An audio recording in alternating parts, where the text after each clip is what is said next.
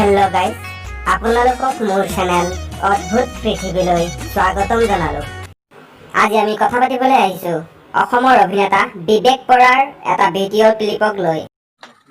নমস্কাৰ। দাদা নমস্কাৰ, কিবা ক'ব আপুনি? মোৰ লগত এজন আজি বিশেষ ব্যক্তি আছে। দাদাই বিশিষ্ট ব্যক্তি মানে প্ৰিন্স দাদাৰ কথা কৈছে নেকি? এইটোৱে দেখোন মুচন ফালি আছে, ইমান মুচন। প্ৰিন্সক সকলে দেখিছেই।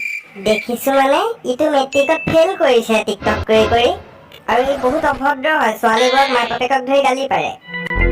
আজি মই লগ পাই প্ৰিন্সক খুব ভাল লাগিছে আৰু বহুতখিনি মানে কথা এটা শুনি সকলো ফাৰ্ষ্টত আপুনি ডিচাইড কৰক, বহুত কথা শুনিছে নে এটা কথা শুনিছে? মই বুজা নাই।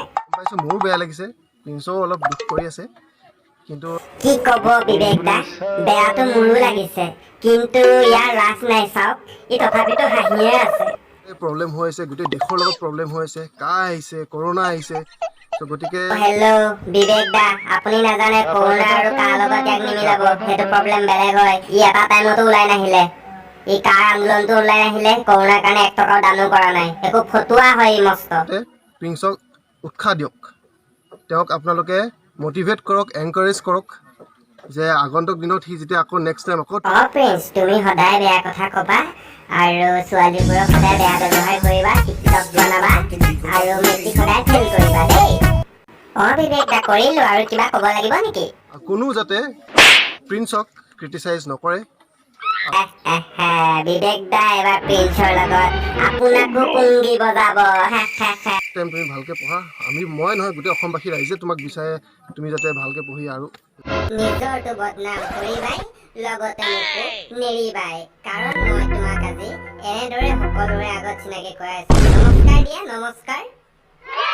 আৰু মাজত থকা এই ঘটোৎকচটোৱে ভাবিছে এই দুটাৰ লগতে আজি ময়ো ফেমাছ। মোক আজি গোটেই ৰোষ্টাৰবোৰে ইহঁতৰ দুটাক ৰোষ্ট কৰি ফেমাছ বনাই দিব লগতে। कौन है ये लोग? कहाँ से आते हैं? এই ভিডিঅ'টোত বিবেক দাই যি ক'লে ঠিকেই ক'লে, কিন্তু বিবেক দাই এটা কথা মন নকৰিলে যে ইয়াৰ স্ক্ৰীনশ্বটটোৰ লগতে ইয়াৰ ৰেকৰ্ডিংবোৰ ভাইৰেল হৈছিল। ৰেকৰ্ডিঙতে বেয়া গালি পাইছিল, তাৰ কথাও নুলিয়ালে।